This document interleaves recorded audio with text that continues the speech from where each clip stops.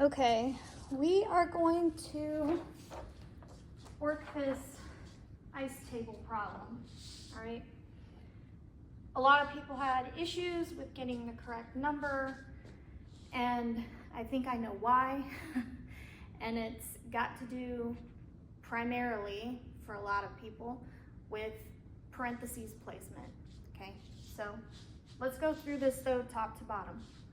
All right, so the problem was the KSP of CaOH2, which is calcium hydroxide, is 1.3 times 10 to the negative 6th.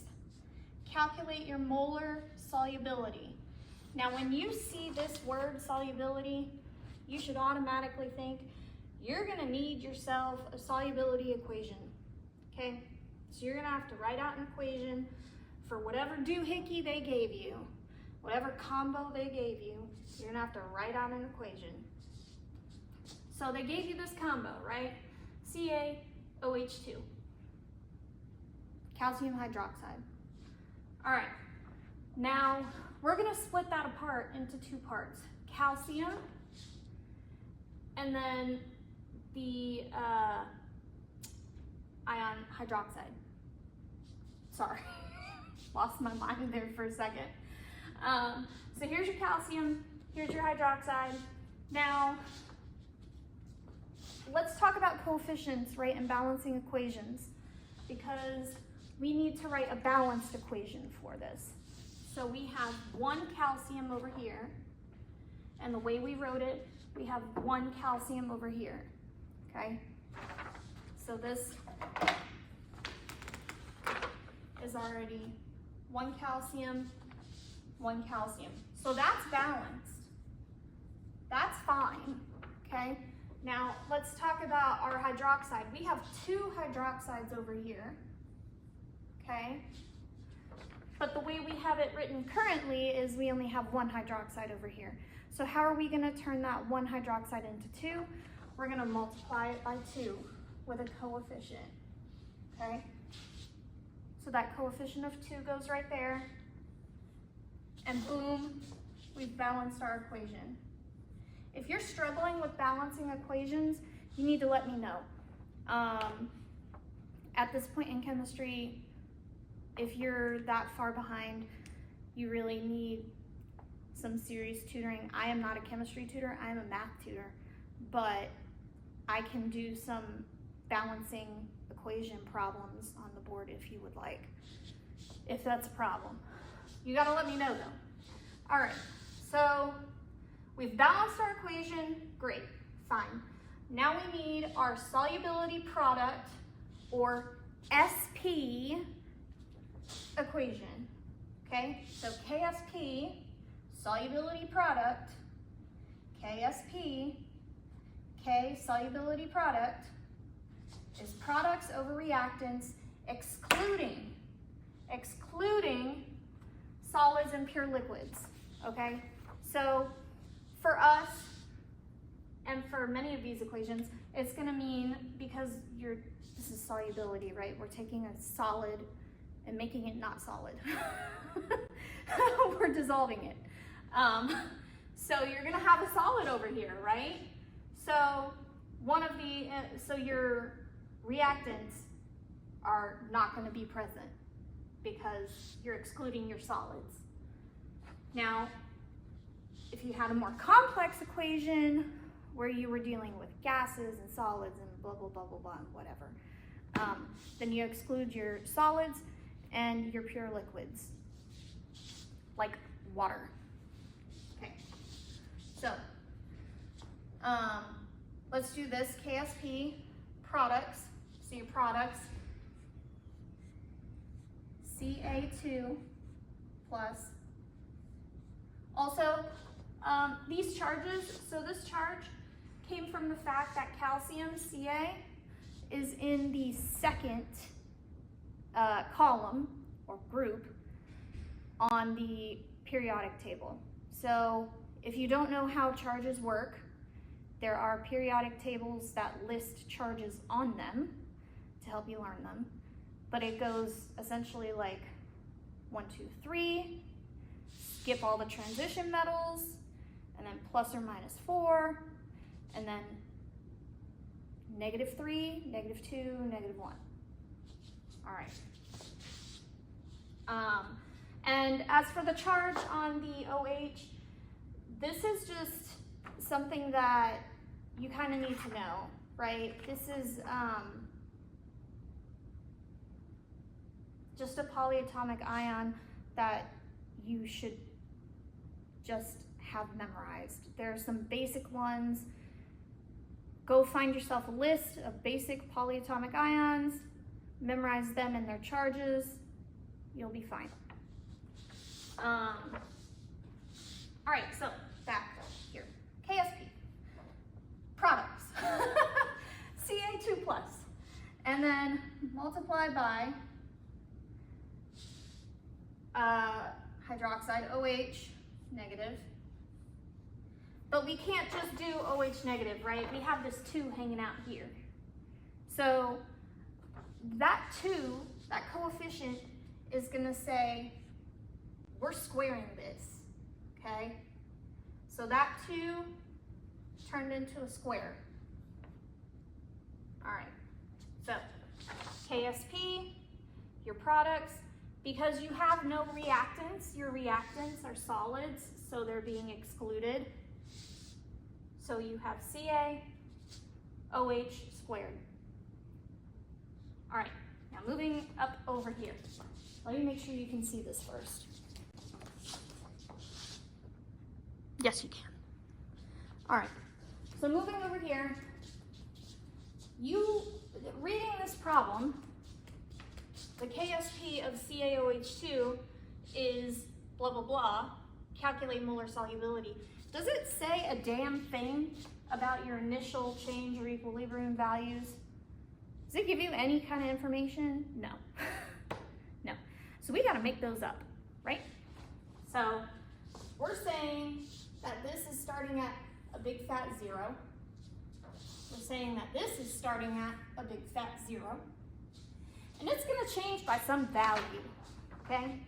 But first, let's do this first. Then we'll talk about the coefficient. All right, so 0 is going to change by some value. It is only going to change in the positive direction. You are going to add some value to it, okay? It would be different if you were given an initial value here of a positive number. If they gave you a 0.1, a positive 0.1 to put in for this value, then your change would be negative. You would be subtracting something from that. But you cannot have a negative concentration at the end. You can't. It's impossible. It's no bueno.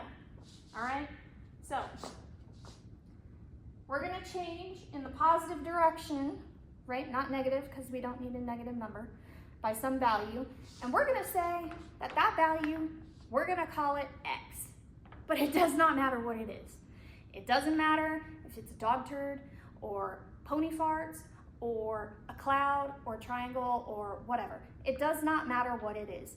We are calling it X, okay? Plus X, adding some value of X. All right, now, let's talk about this coefficient. This coefficient is gonna do something funny. He's gonna climb down the ladder.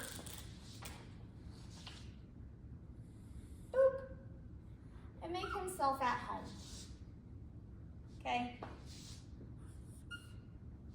There's that 2. And this number is going to be multiplied by whatever you changed by, all right?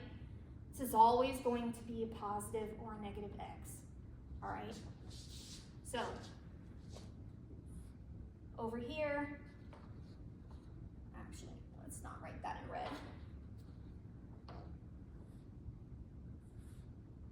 X.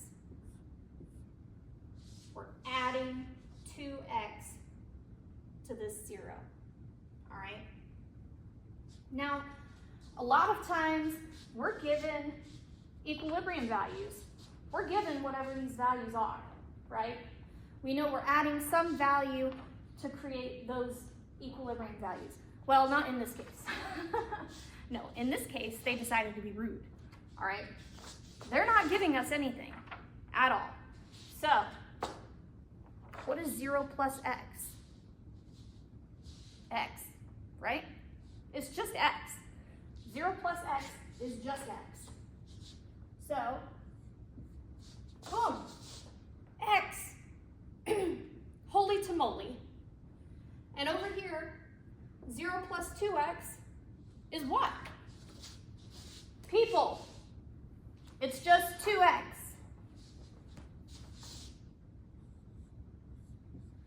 Okay? All right, great. Now, we're going to substitute in our values. We have a couple goals here, okay? Goal 1 is to get the value x to the nth. We'll talk about that. Term all alone, okay? This could be x squared. This could be x to the 7th. This could be what is in this case going to be x cubed, okay? We want to get that value all alone. In this case, in this case, sometimes you can't. And those times is any time you fill this equation in and you replace these values and somehow you get an x squared plus x plus some number, okay? Anytime you get two different x to the nth values in the same equation, it's more difficult to do. But in this case, we are going to work on getting our x to the nth value all alone. Then we're gonna get our x all alone, i.e. solve for x, right? The whole point of this is to solve for x. We're trying to find the value. All right, so let's plug and chug, shall we? Let me grab a different color.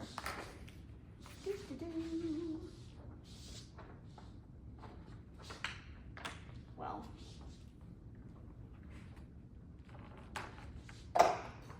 all right. Here we go. Let's fill in. So, start from the beginning. KSP. Do we know KSP? Well, yeah, we do. It was given in the problem, right? VKSP of CaOH2 is 1.3 times 10 to the negative 6th. So, we're going to say in parentheses, okay? 1.3 times 10 to the negative 6th equals, now we're going to fill in these. Ca2, equilibrium concentration. Ca2, equilibrium concentration, that's X. So, we're going to say, in parentheses, X. Boom. Okay? OH2, or excuse me, OH. OH equilibrium concentration, 2X. In parentheses. And we have to keep in mind that we are squaring that sucker. Okay? So we're going to put it in 2 parentheses. All right? We're going to say 2x, that value, squared, but we're separating it with another pair of parentheses. Okay? And I don't think everyone understands why. It's because you have to do this operator first. You have to do this first. Then you put in your x. Then you divide both sides by a number. We'll get there. We ain't there yet. Okay? All right. So we're gonna do this value first, all right?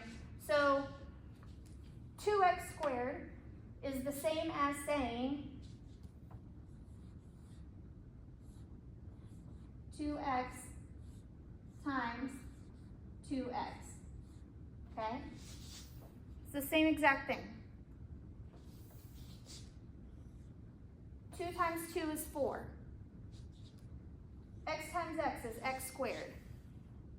You're going to have 4x squared, all right?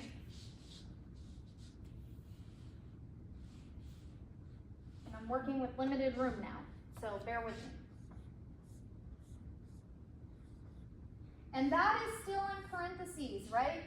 We just expressed the first set of parentheses. We haven't done anything with the second set yet, all right? Then we have our x. Then we have our 1.3 times 10 to the negative 6 value, all right? So now you're gonna put x over here. X times x squared. X times x squared is x cubed, all right? And then that 4 stays there. So let's go over here. Write it. And I might move you. Hold on. I am gonna move you. Let's scoochy boochy you down here. Whoa. Sorry. Oh, geez. All right, there we go.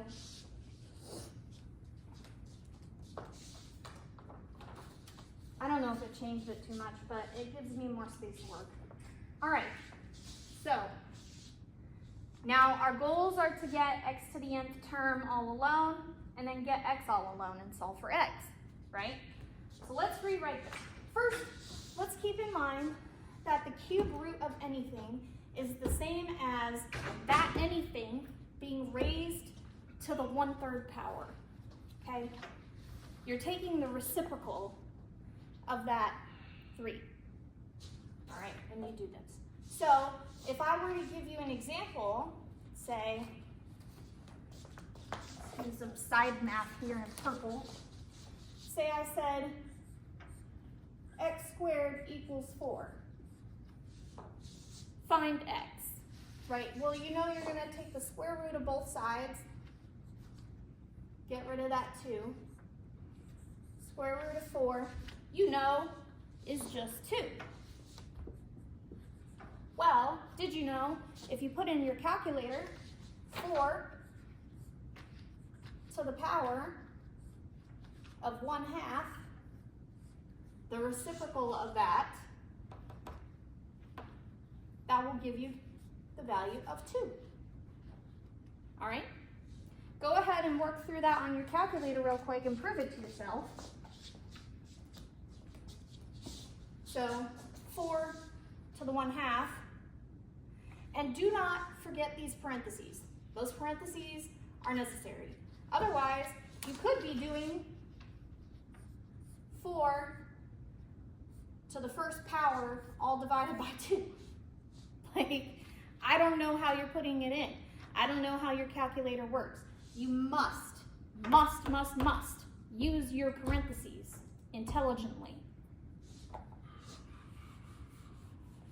All right, so you go ahead and do that. Meanwhile, we're gonna rewrite this, and we're gonna simplify a little bit. So we still have, oh, back to green.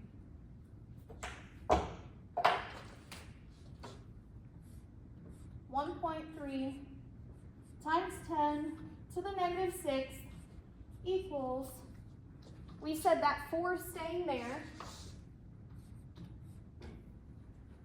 and we said x times x squared is x cubed. Boom, there's our x to the nth power.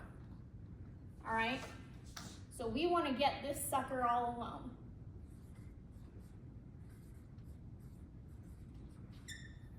All right, well, hopefully you recognize that that 4x cubed is the same as saying 4 times x cubed. Okay? Or the same as saying 4 times x cubed. Or the same as saying 4 times x cubed, right? Okay, so that means that we can divide both sides by 4. So we're going to divide both sides by 4. The 4's over here cancel. And when I say that, I just mean 4 divided by 4 is 1, right? So this just leaves you with a 1 times x cubed. So your 4's cancel. I'm going to divide this side by 4. Parentheses. All right? Now we have this cube up here. What the hell are we going to do with it? Well, we're going to take the cube root, right? It's the opposite of a cubic. Or you can take that entire value in case you don't have a corresponding key on your calculator because you cheaped out, okay? Don't cheap out on your calculators. Or you don't know how to use the correct key on your calculator, which is very much a thing, okay? If you don't know how to use the correct key on your calculator, it's okay, it's fine. I understand. Took me a minute to figure out mine. It'll take you a minute to figure out yours. But if you want, you can just take the whole value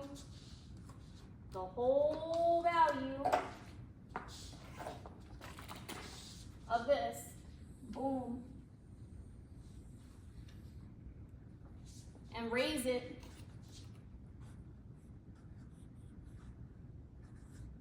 to the 1/3 power.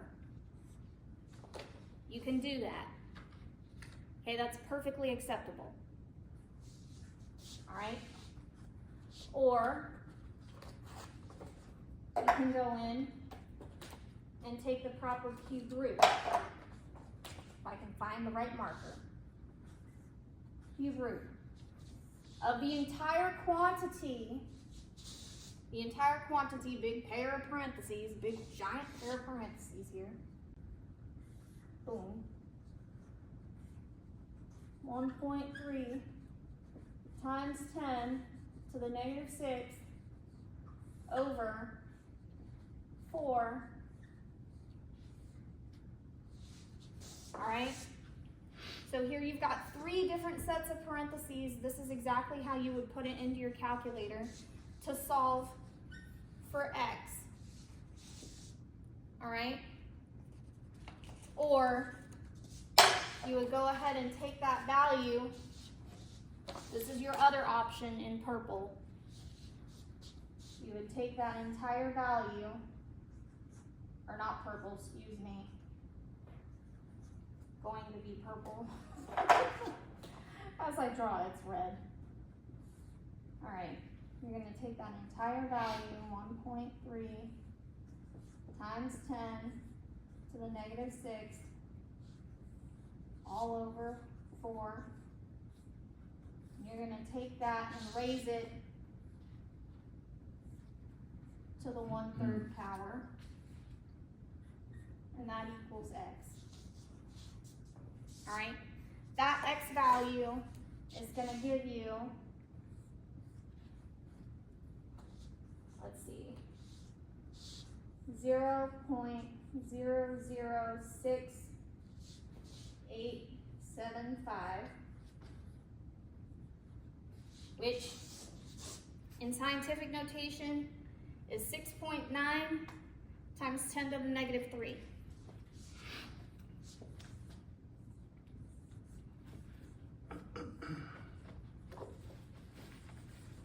Okay, so those are your answers. Now let me pull up my calculator real quick and show you how I type that in.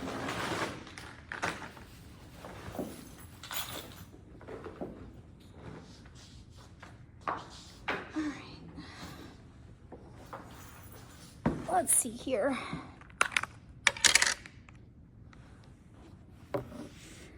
if we can do this backwards. So this is how I typed it in. I typed in everything under the bracket first, using correct parentheses. And it gave me that value. And then I raised that to the 1/3 power. And it gave me this value.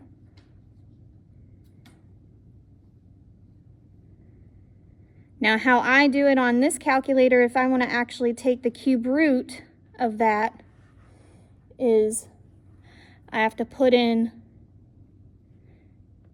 3, hit enter, and then use this second, and I don't know if you can see it or not, but the blue value just above here, oy vey, where it's like anything to the root power.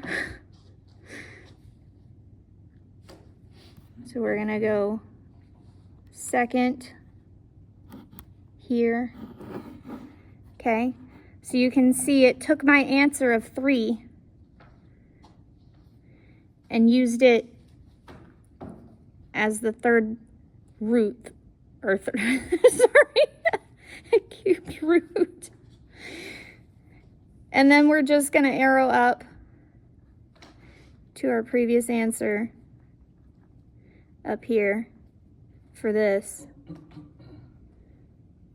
I'm gonna say enter. And it put it under that bracket. I'm gonna say enter again. All right. So hopefully everybody knows how to use your calculator. If not, I understand, but you can always put it, as we said, up here. Always take it to the reciprocal power. So these notes that I have, these notes that I have been working off of, all right. Sorry. You're not exactly the most stable thing in the world there. These notes that I've been working off of, I'm going to post on GroupMe and the other group, all right?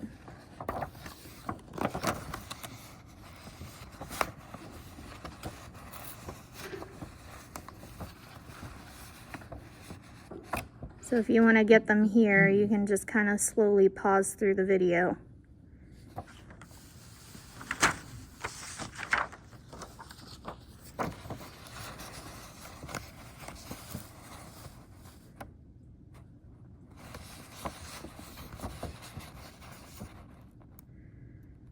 All right, that's all she wrote.